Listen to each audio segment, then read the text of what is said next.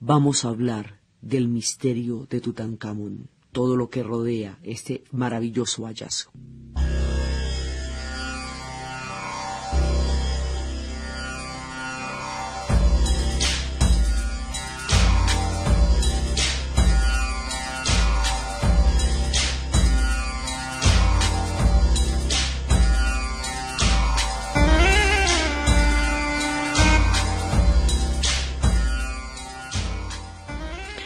La vez pasada habíamos visto lo que significó la herejía de Akenatón, todo el despelote que esto trajo, cómo desarticuló lo que se había logrado durante un reinado continuo de 5 faraones que habían restaurado toda la grandeza del imperio nuevo y le habían dado toda esta plante histórico tan impresionante. Iba a llegar a Akenatón. Habíamos visto que Akenatón lo que pretende es la adoración al disco solar, como una divinidad, digamos al disco solar, como un dios único, del cual los faraones no son representantes, no son parte, como lo eran en toda la estructura religiosa sagrada, sino simplemente sus mensajeros. Por eso él quiere humanizar la figura del faraón para desligarla del carácter divino, para no emparentarse con un dios, sino convertirse en su mensajero. Es un experimento monoteísta que va a producir todo un cataclismo dentro del imperio nuevo, porque pone en cuestionamiento toda la religión que mantenía el orden cósmico, y al poner en cuestionamiento la religión, pone en cuestionamiento todo el funcionamiento de la sociedad egipcia que está basada en la religión del orden cósmico. Este experimento monoteísta va a desarticular muchas cosas, pero no va a durar lo suficiente para generar una crisis. Habíamos visto, más o menos logra, digamos, arma un despelote enorme, pero no alcanza a producir un cisma. Si hubiera durado más, o si alguien hubiera seguido con lo que había empezado Akenatón, probablemente se hubiera producido un cisma como el que se produjo, como el que más adelante se haría en la religión católica cuando aparecieran los católicos y los protestantes en los tiempos de la Reforma. Esto era una reforma religiosa, como la reforma que se daría muchos siglos más adelante en Alemania con la época de Lutero. Pero en su momento el experimento tuvo un impacto muy grande, pero no lo suficiente para transformarse en un cisma, porque no sobrevivió a la vida misma de Akenatón. Entonces, Akenatón había creado todo este experimento monoteísta de un solo dios, que era el disco solar de Ra, y por lo tanto todos los demás dioses, Osiris, Hathor, Isis, Horus, todos los demás dioses quedaban en el olvido, según el experimento de Akenatón, y dejó de llamarse Amón y se llamó Akenatón, Atón, aquel que es agradable a Atón, como llamaba al disco solar, para diferenciarlo de Amón-Ra, la divinización del sol, que era parte de toda la religión de los egipcios. Entonces él va a tener una esposa legendaria, un arquetipo de belleza, una mujer que quedó tallada, esculpida en un rostro y en un busto con un cuello larguísimo y un sombrero largo incrustado de turquesas, Nefertiti. Nefertiti daría la dimensión de la belleza, el prototipo de la estética del mundo de los egipcios, quedaría olvidada mucho tiempo y luego sería descubierta y actualmente se encuentra en Alemania, en el Pérgamo, el museo en Alemania. En Berlín, todas estas grandes tesoros están desperdigados por el mundo. Entonces, Nefertiti, legendaria por su magnífica belleza, la esposa favorita de Akenatón, pues estos dos hacían una pareja, dígame usted, pues una pareja de superhéroes, Nefertiti y Akenatón, ¿cómo le parece? Nefertiti y Akenatón solamente van a tener hijas, y al no tener sino hijas, no va a haber un descendiente varón de la sangre directa de Akenatón. Entonces va a ser uno de sus yernos el que lo va a suceder. Entonces, por eso, uno de sus yernos es el que va a crear la siguiente dinastía, a la siguiente sucesión, y ese yerno va a restaurar el culto a Amón. Entonces, Akenatón, con su esposa Nefertiti, con su busto maravilloso, que había quedado olvidado hasta que lo encontraron en un taller en 1912 y se lo llevaron para Berlín, lo encontró Ludwig Borchardt. Y allá está este personaje, por el tamaño de la herejía, por todo lo que puso en cuestionamiento, por la manera como se dirigía a los dioses, porque él le decía a Atón: salva a tu hijo, el mundo existe por tu mano, tú eres la vida para ti mismo, todos viven a través de ti, ya que tú creaste la tierra y la haces crecer para tu hijo, que emergió de tu cuerpo, el rey Akenatón y su esposa principal Nefertiti. Esta dedicación solamente a Atón niega a todos los demás dioses, y al negar todos los demás dioses desestructura todos los fundamentos de la religión egipcia y ataca los templos. Entonces, tal fue la ira que desató este experimento monoteísta, tal fue la herejía, y de tal manera afectó a los egipcios este intento de monoteísmo de Akenatón, que lo castigaron como castigan los egipcios a quien transgrede demasiado su orden histórico y social, con el olvido. Este personaje lo van a borrar de todas partes y no va a existir en ningún lado. El olvido va a ser el castigo, porque como acuérdese que de lo que se trata es de la eternidad. Usted sobrevive en la eternidad de su cuerpo y en la eternidad de su nombre, inscrito y grabado en los templos. Si a usted lo sacan de los templos, sale el aire, olvídese pues. Entonces a este personaje lo castigan con el olvido. Él había fundado una ciudad que pretendía se convirtiera como en una especie de Constantinopla del futuro, la Roma de Oriente. Siempre cuando alguien quiere crear una religión, suele fundar una ciudad que la represente. Eso es una consecuencia de los cismas. Siempre va a haber ciudades donde se representen o donde se edifiquen esos cismas. Esa ciudad quedó cerquita de lo que hoy se llama Tel el Amarna. Y esa ciudad, como castigo al experimento de Akenatón, quedó sumida en el olvido. Nadie volvió a construir sobre esa ciudad, nada se volvió a hacer sobre esa ciudad, porque era un nombre maldito, era un nombre proscrito, era un nombre borrado, era una memoria arrancada del tiempo de los inmortales. Entonces, como nadie se metió con eso, y nadie volvió a aparecer por allá, ¿cómo nos vamos a enterar nosotros de que existió Akenatón? Si todo lo que se hizo fue borrar su memoria para tratar de erradicar el experimento del monoteísmo del cuerpo y de la mente de los egipcios, pues por los azares de la historia, de las maneras más extrañas como hablan los dioses en el tiempo, por allá en el siglo XIX, las historias que estamos contando y que vamos a contar hoy tienen una particularidad. Suceden en el Imperio Medio entre el 1552 a.C. al 1069 a.C., digamos, suceden en el alba de los tiempos y sin embargo continúan en el siglo XIX y XX. Hay un paralelo entre las más remotas épocas de las civilizaciones, que es el Imperio Nuevo del que estamos hablando, y el siglo XIX, porque el siglo XIX es el que le va a dar la posibilidad del conocimiento y las voces a los olvidados y a los tiempos sepultados de la arena, porque es el siglo donde se va a desatar la locura de la egiptología, en todo el siglo XIX y comienzos del XX.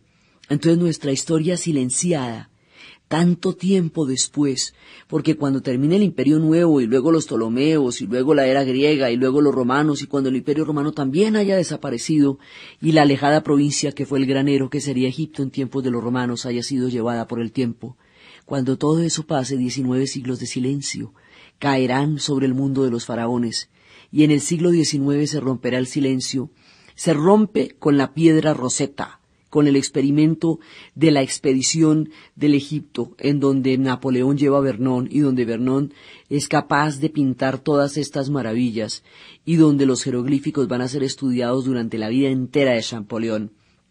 Después de eso se rompe, eso lo vamos a ver con más calma, pero en el siglo XIX, toda esta fiebre que se desata a partir de entrar a conocer los misterios de los egipcios va a convertirse en locura. Y todo el mundo va a estar allá Y la manera como los egipcios van a mostrarse en el futuro es a través de los egiptólogos. Van a encantar a una cantidad de personas de una manera tan supremamente seductora y fascinante. Los van a llenar de embrujo y de misterio, hasta la obsesión y hasta el delirio. Y esa obsesión, ese misterio y ese delirio que van a producir en los seres del futuro, los faraones milenarios, es lo que permite que hoy conozcamos las voces del pasado. ¿Cómo vamos a saber de Akenatón si su memoria está borrada? Pues mira tú, iba caminando una mujer aldeana y se encontró, por casualidad, cuando los dioses empiezan a hablar, las casualidades empiezan a aparecer a la lata porque es una manera de manifestarse. Van a encontrar en el siglo XIX unas cartas cerquita de Tel el Amarna, porque como la ciudad estaba completamente conservada porque había sido maldita y borrada por el tiempo, aparecen unas cartas, unas tablillas cuneiformes que cuando se descubren en el siglo XIX ya hace rato se podían manejar, ya hace rato se podían leer. Aparecen unas cartas, una correspondencia de los pueblos del Asia Menor, una correspondencia en la cual ellos le escribían a los egipcios y les pedían que los ayudaran en el caso de un ataque. Esa correspondencia es más o menos de 1750. Empiezan a decirles, mire, necesitamos que nos ayuden y necesitamos que, por si en un momento dado nos pueden atacar, a ver qué puede pasar. Entonces ellos le van a escribir a Akenatón. Cuando Akenatón llega al trono de los egipcios y empieza a preocuparse por el pueblo egipcio, entonces empieza a darse, se encuentran esa correspondencia, ahí donde se dirigen a Akenatón para pedirle ayuda en caso de un ataque, es la prueba que queda de la existencia de Akenatón. Por eso Asimov dice que esas cartas, las tal el Amarna, son casi tan importantes como la piedra Rosetta.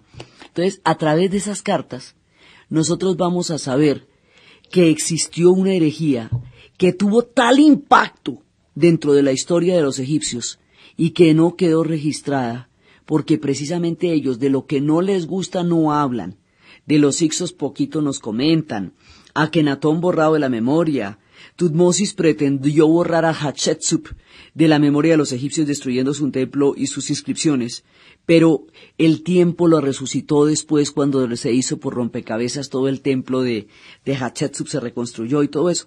Bueno, pues el tiempo devuelve lo que el olvido quiso mantener oculto y en el secreto. Así que las cartas de Tal el Amarna nos dan la evidencia de que existió Akenatón, o si no, ¿cómo nos hemos enterado del chisme? Entonces, Akenatón, con su esposa Nefertiti, divina y maravillosa, después vimos que el busto va a ser encontrado en 1912 por allá, ayer olvidado, y va a ser restaurado en toda su belleza y arquetípico de toda la preciosura. Todavía hay especulaciones sobre si han encontrado la tumba de Nefertiti, eso cada ratico aparece un cuento de que parece que encontraron la tumba de Nefertiti, porque la tumba de una cantidad de gente todavía sigue en el misterio aquí, no hemos encontrado ni siquiera la de Imhotep, y ahora pues también que la de Nefertiti y todo eso. Estos personajes no van a tener hijos, hombres. Así que el yerno, el segundo yerno, o sea, el de una de las hijas de Akenatón, va a sucederlo, sí, va a sucederlo en el trono y se va a llamar, ese personaje se va a llamar Tutankamón. Se llama Tutankamón porque resulta que él va a restaurar el culto a Amón.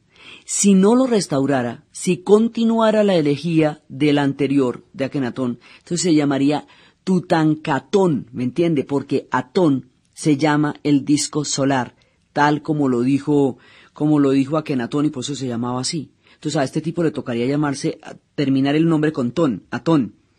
Pero este tipo quiere restaurar la vieja religión de los egipcios y entonces se llama Tutankamón, porque es Amón-Ra, el dios sol divinizado al que adoran los egipcios junto con Isis, Osiris y Horus y Hathor y todo el combo.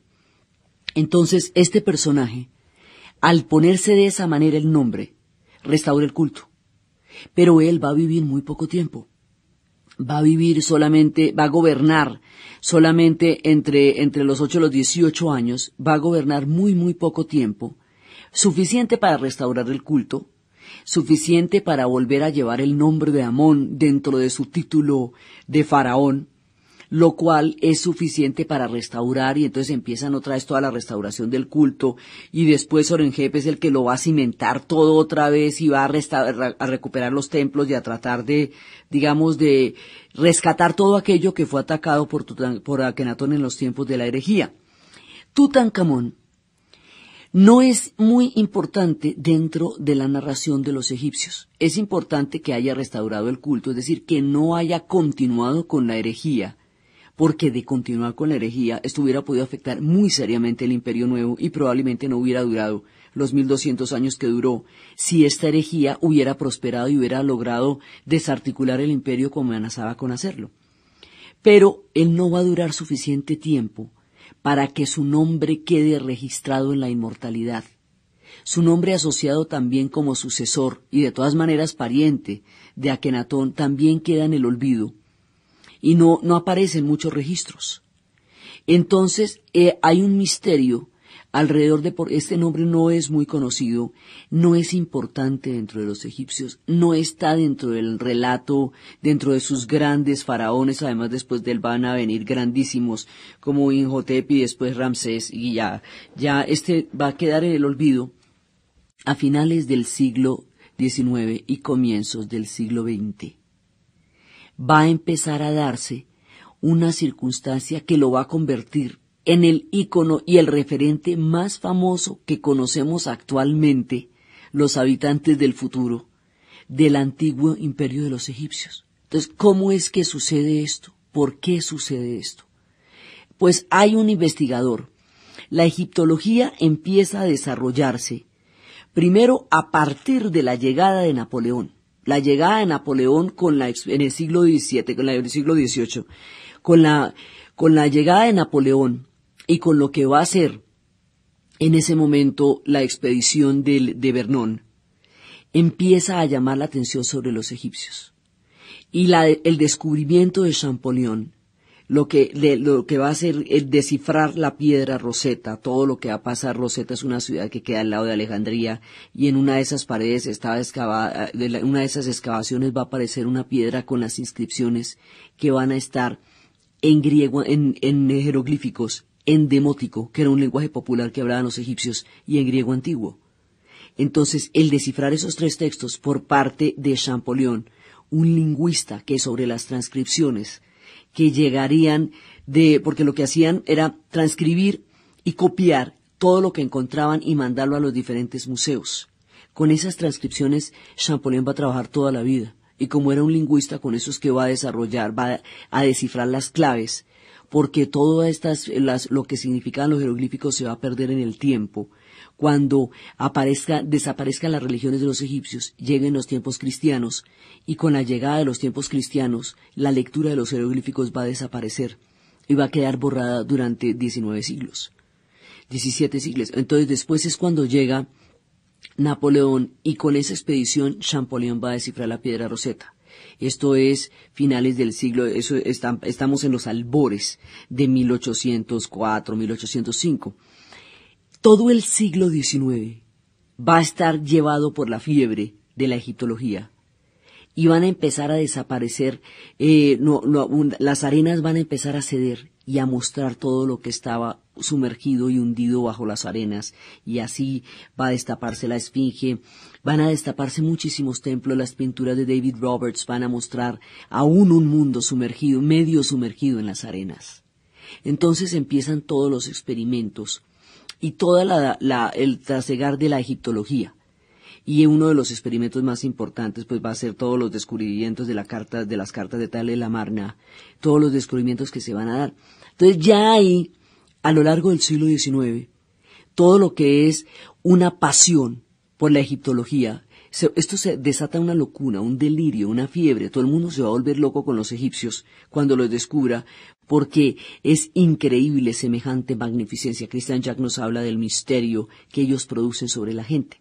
Entonces, con esa locura que la egiptología va a producir, en medio de esa fiebre y esa oleada, aparece un tipo que se llama Howard Carter, inglés.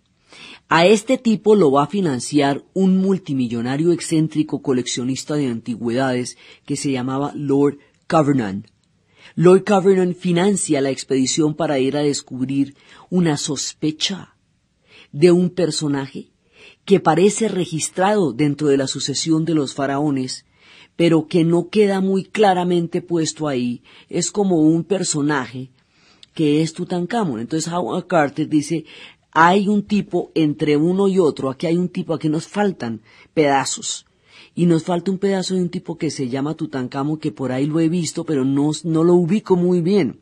Déjeme, yo me averiguo dónde está este tipo y deme el billete para la investigación.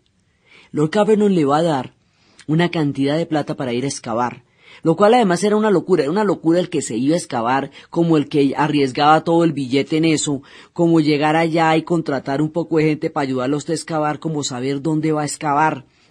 Eso va a ser, digamos, una locura en sí misma. Entonces, en ese momento, se van para allá. Los viajes de Londres al Cairo duraban alrededor de un mes.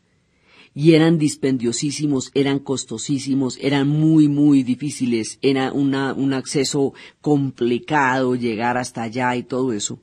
Howard Carter empieza a buscar. Y van a empezar a buscar y a buscar y a buscar. Pasan los años. Y pasa el tiempo y a Lord Cavernan se le está acabando la plata.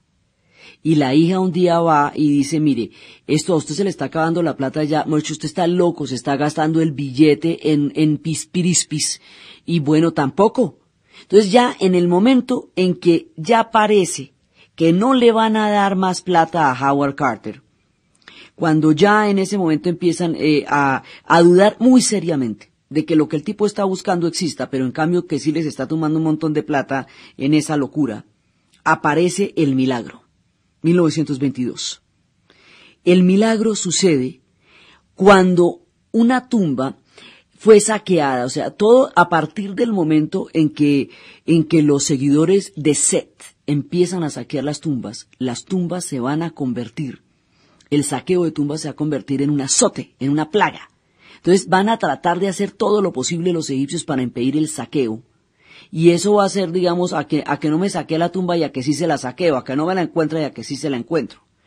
En ese punto, una tumba de las que fue saqueada cae encima de la tumba de Tutankamón y la oculta, la sepulta en el tiempo y por eso no va a ser visible. Y esa era la dificultad para encontrarla. Cuando se está acabando el tiempo, la credibilidad y la paciencia de Lord Cavernan, en ese momento se devela el misterio, la forma como se devela el misterio.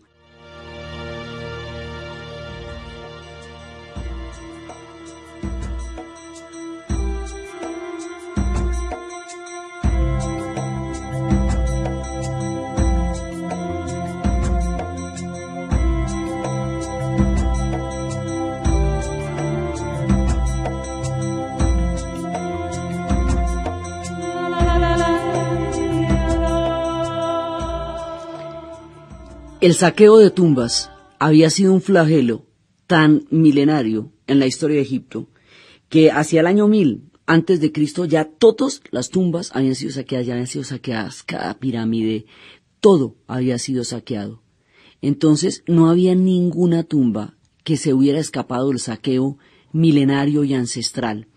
Por lo tanto, los sellos, cuando se saquea una tumba, los sellos, se violan los sellos que están puestos ahí para garantizar la invulnerabilidad de la tumba.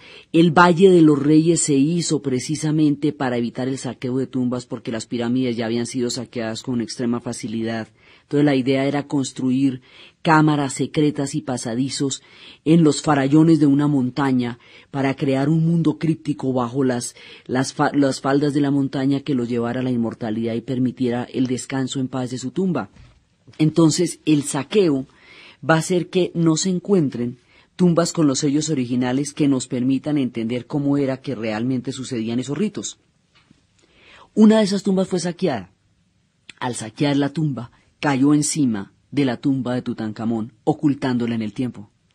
Entonces Howard Carter, cuando ya le está acabando la paciencia a Lord Cavernan, cuando ya no puede más, en ese momento se descorre esto y de pronto ve un hueco, o sea, como un accidente que pasa, es un hueco y de pronto mira por el hueco y ve los sellos. Y se da cuenta que los sellos están intactos. Y empieza la fiebre y el delirio de pensar, esa es una tumba intacta. Vamos a encontrar una tumba intacta, ya estamos en 1922, ya existe la fotografía y la prensa. Tutankamón esperó a los medios de comunicación de masas para que el mundo encontrara el descubrimiento colosal. Howard Carter ve el hueco y ve los sellos. Inmediatamente se comunica con Lord Carnarvon y le dice, la encontré, está intacta, los sellos están intactos. Y Lord Carnarvon le dice, espéreme, no la vaya a abrir sin que yo llegue. El mes que dura Howard Carter esperando a que le llegue Lord Carnarvon para abrir juntos la tumba de Tutankamón es la medida universal de la impaciencia. No existe ansiedad comparable, no existe impaciencia posible como la que Howard Carter tuvo durante ese mes hasta que le llegara Lord Carnarvon y empezaran los dos a abrir los sellos de la tumba. Cuando finalmente llega ya todo se había perdido, ya nadie esperaba que fueran a salir con nada. Y la va a encontrar ahí. Y lo que encuentran es mucho más de lo que la imaginación humana puede concebir sobre los egipcios. Y hay que ver que esta era una tumba de las menos suntuosas. Entonces, cuando finalmente va a llegar Lord Carnarvon y empiezan a abrir la tumba, empiezan a encontrar las cosas más impresionantes del mundo. Los sellos se van abriendo uno tras otro. Lo que van encontrando es un grado de ansiedad, de locura, y empiezan a encontrar la cámara principal. Y cuando ven la cámara principal empiezan a descorrer todos los sellos y van abriendo y van encontrando todas las coberturas de oro, las paredes totalmente cubiertas de oro macizo. Y entre las paredes cubiertas de oro macizo hay 4 cámaras que están alrededor. Normalmente, a un faraón que hubiera vivido su tiempo completo de vida, lo entierran en una tumba que tiene 90 cámaras. La tumba de Tutankamón, por su poco tiempo de vida, tiene 4 cámaras. Y es el tesoro más suntuoso que la imaginación humana se pueda concebir. ¿Se imagina usted cómo serían las tumbas de las 90 cámaras como originalmente fueron concebidas? Eso no hay quien se lo imagine. ¿Qué había en el tesoro? Procedemos. En el tesoro había una máscara de 10 kilos de peso de oro bruñido, con una perfección de la expresión del rostro y la mirada que es absolutamente hipnótica, una joya funeraria, es una de las imágenes más conocidas. La corona lleva un collar brillante de incrustaciones de cerámica y piedras preciosas, y cuando la encuentran esa era la que cubría el rostro de la momia, y quedan maravillados. Tienen un pectoral, y los pectorales forman un conjunto de joyas, y en el pectoral están las imágenes del escarabajo y están las imágenes de los motivos y están las inscripciones, los cartuchos, la forma de las alas de Horus con incrustaciones en turquesa. Todo está envuelto en oro, incrustado en turquesa, en ámbar y en piedras preciosas de diferentes calibres con el escarabajo en el centro del pectoral. Y al lado y lado están representadas las figuras aladas y están representadas las imágenes de las mujeres, y el pectoral es una de las cosas más impresionantes. Están las coronas, están los diferentes bastones. El tesoro es una cosa colosal en términos de toda la joyería, de toda la magia, de la belleza, de todo lo que va a estar ahí. Están los juguetes de cuando era niño. Están las sillitas, las barcas con las cuales jugaba a la ida al inframundo. Como fue niño durante tanto tiempo, todo su mundo de infancia está recreado allá. No estaban en el orden meticuloso, parecería que hubiera sido una muerte precipitada y parecería que fuera enterrado de afán. Pero está todo el testimonio de su infancia, está una cama con la parte de arriba un poco, con la cabecera un poco inclinada hacia abajo en una correspondencia ergonómica, con hoy lo que llamaríamos ergonómico, eran las camas como se encuentran en el tesoro de Tutankamón. El tesoro de Tutankamón nos permite entender cómo era la vida de los faraones cuando iban a pasar al inframundo, qué era lo que llevaban. Nos da toda la información que el tiempo nos había negado sobre cómo era el paso de los faraones al inframundo, la mayor cantidad de información sobre este paso, la mayor cantidad de conocimiento la brinda la tumba de Tutankamón. Por eso es tan importante, no para los egipcios, sino para nosotros, para nuestra memoria, para nuestro recuerdo y para nuestro conocimiento de esta cultura milenaria y fascinante. Entonces empiezan a encontrar todo esto. Es una recreación gigantesca de todo el mundo que ellos vivieron, de todo, de su infancia, de sus juguetes, de los palitos, de las damas. Había una cantidad de juguetes impresionantes, había las coronas, había los cetros, había todo lo que cubre la momia, que por un lado pues son los vendajes, encima viene toda la parte, el sarcófago de madera divinamente pintado, encima del sarcófago de madera viene la cobertura de oro, encima de la cobertura de oro viene la mastaba, alrededor de la mastaba vienen las paredes de oro macizo, y alrededor de las paredes de oro macizo todos los objetos que constituyeron la vida de Tutankamón durante el tiempo que vivió. Entonces empiezan a abren la tumba, y empiezan a mirar los tesoros, y primero no pueden creerlo, y la abren, y claro, y como ya existe la fotografía y la prensa, entonces empiezan a encontrar, esto es en el Valle de los Reyes, empiezan a encontrar todo esto, y empiezan a fascinarse, y la fascinación, el delirio, usted se imagina lo que pudo sentir Howard Carter cuando ve un tesoro de estas dimensiones, de esta riqueza, de esta exquisitez, labrado, perfecto, tallado, las turquesas, las incrustaciones, el oro macizo, el brillo de ese oro, el contacto con lo milenario y con el tiempo. El tipo se enloquece. Y ahí empieza, a partir de ese momento, el mito de la maldición. En la noche en que se abrió la tumba, hubo un apagón total en la ciudad del Cairo. El apagón dejó sumida en las tinieblas a la gigantesca ciudad del Cairo, y nadie encontró ninguna causa técnica para semejante apagón. Hubo un tiempo, llegaron los electricistas, llegó todo el mundo a revisar los generadores, todo, nadie encontró nada. Estamos en 1922, entonces ya existe la fotografía, la luz eléctrica, ya existe una cantidad de testimonios. Viene el apagón. Al poco tiempo, Lord Cavernon va a morir de una picadura de un insecto envenenado, pero va a morir en medio de atroces sufrimientos y de terror y de expresiones de dolor y de delirio que no permitían ninguna lucidez. Además, al morirse Lord Cavernon, el tesoro se puede quedar en el Cairo, porque si el tipo hubiera vivido, pues todo va para Londres, o para dónde cree que va. ¿Usted qué cree que en una expedición de esa la van a financiar para dejársela a los egipcios? Es gracias a la muerte de este tipo que Tutankamón puede hoy descansar en el Valle de los Reyes y su tesoro estar en el Museo del Cairo, o si no, en cambio tampoco. Y ahí en adelante empiezan a morir, a enfermar toda la gente relacionada con la apertura de la tumba. Los directores de los museos de Londres y de Nueva York, que estaban esperando la llegada del tesoro, empiezan a sufrir depresiones crónicas, de episodios de locura y de depresión. De ahí en adelante, al poco tiempo, o enferman o mueren o entran en episodios de depresión todas las personas que de una u otra manera estaban relacionadas con la tumba de Tutankamón, con excepción del equipo de trabajo local de egipcios que estuvieron excavando y que lo hicieron muy contra su voluntad, diciendo que eso era una profanación. Solamente el personal de tierra local, los que excavaron, quedaron, digamos, egipcios, nacidos en el suelo egipcio, quedaron libres de la maldición. Entonces, la catástrofe que va a producir en las vidas de todas las personas que de una u otra manera están relacionadas con la apertura de la tumba, es lo que va a dar el origen a todo el mito de la maldición de Tutankamón.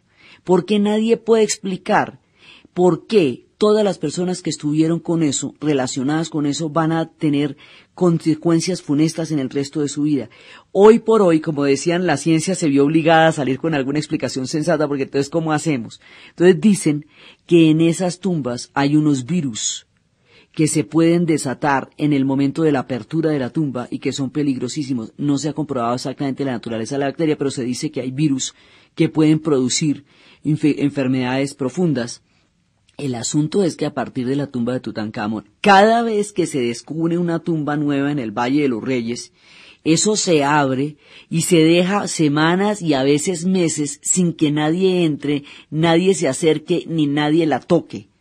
Porque lo que pasó después de esto y la oleada de gente que se va a ver terriblemente perjudicada a partir de la apertura de la tumba, dejan suponer que por lo menos hay condiciones de altísimo peligro para la salubridad humana cuando se descubre una tumba nueva. Eso la dejan ahí, nadie la toca. O sea, una vez que se descubre una tumba de esas, todo el mundo se aleja.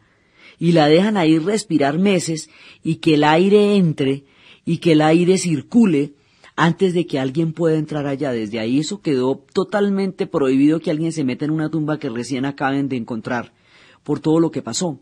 Entonces viene el apagón del Cairo, el delirio de Lord Cavernan, todo el mundo empieza a morir o a entrar en episodios o se vuelve loco, son como desgracias que empiezan a suceder a todas las personas que están relacionadas o con la excavación o con la captación del tesoro o con el transporte, hasta el mismo gobernador local va a tener también tragedias en su vida.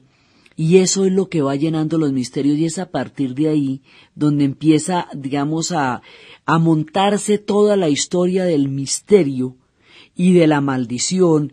Y es ahí, a partir de la tumba de Tutankamón, cuando las momias empiezan a ser objeto de miedo. Nosotros habíamos visto que para los egipcios no existe ni lo macabro ni el terror de la muerte. La muerte no tiene nada de terrorífico ni de macabro, porque es el gozoso paso al inframundo donde la vida eterna les va a dar a ellos lo que más anhelan, que es la inmortalidad. Para los egipcios, la muerte es una soda, porque los va a llevar a la inmortalidad. Y por eso las tumbas del Valle de los Reyes son espléndidas, magníficas, alegres, llenas de una resonancia, de una vitalidad, son espacios que respiran magnificencia, grandeza, alegría, color, ensoñación, aventuras, viajes, barcas al inframundo. O sea, en esas tumbas se siente cualquier cosa. Menos terror, menos oscuridad, menos un sentido como Occidente concibe la muerte, el sentido del terror y de lo mortuorio y de lo terrible y de lo irreparable y de lo inevitable que la muerte tiene en Occidente, no lo tiene para los egipcios. Pero las desgracias que sucedieron en tan poco tiempo a todas las personas vinculadas a la expedición contribuyeron a la idea tan macabra que tiene Occidente de la muerte y metieron a las momias de los egipcios dentro de la mitología del terror, y entonces más adelante se harán las películas como El regreso de la momia se para, la momia desaparece, la momia la monta, sí, todo ese tipo, digamos, de distorsiones sobre la idea que tienen los egipcios de la muerte. Entonces, paralelo al conocimiento real, ¿qué era una tumba? ¿De qué constaba? ¿Cómo se hacía? ¿Cuál era el paso al inframundo? ¿Qué papel desempeñaban los tesoros y la vida? Y todo eso, de la información que desde el punto de vista de la egiptología es tan valiosa sobre la tumba de Tutankamón, del asombro que a todo el mundo le produce el testimonio de grandeza. Y este era un faraón de menor importancia, digamos, no le digo que tenía 4 cámaras nomás, ¿qué tal los de 90 cámaras? ¿Qué tal los que vivieron toda una vida? Eso es inimaginable. Entonces, desde el punto de vista de la egiptología, esto es muy valioso. Desde el punto de vista desde el asombro, da la dimensión de la grandeza. Pero paralelo a esto viene toda la distorsión de la cultura de los egipcios a partir de la mirada del miedo de los occidentales.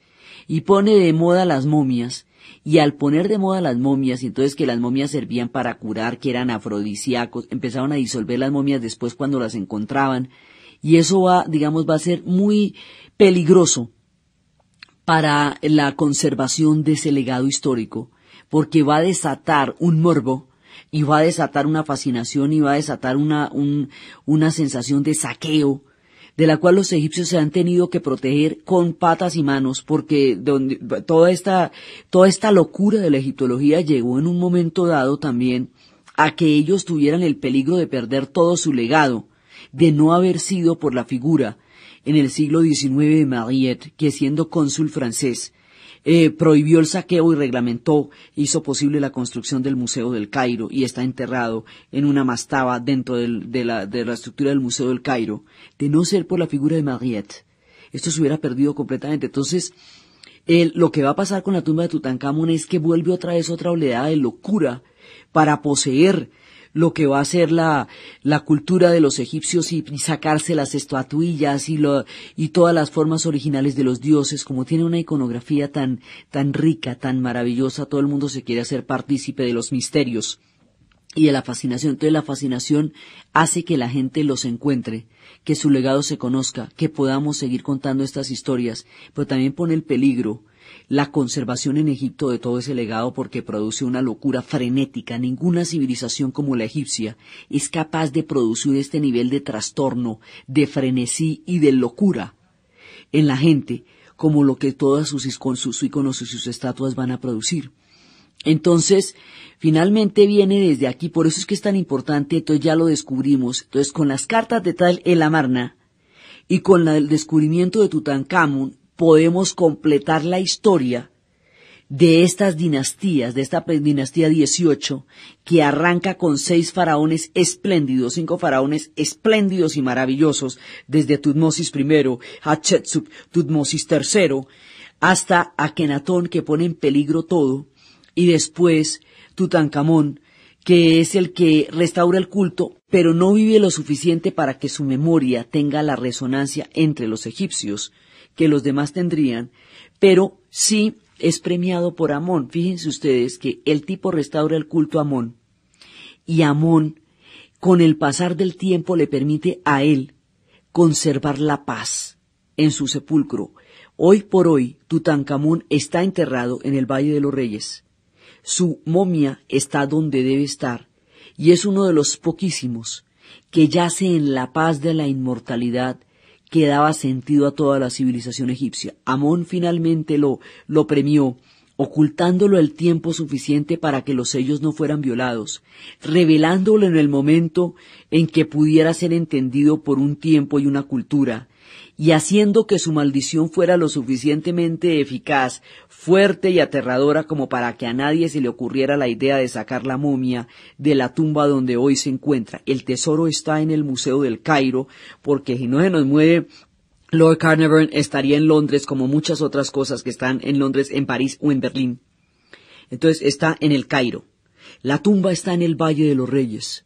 Su cuerpo descansa en la inmortalidad de los faraones y tiene el privilegio de no ser saqueado.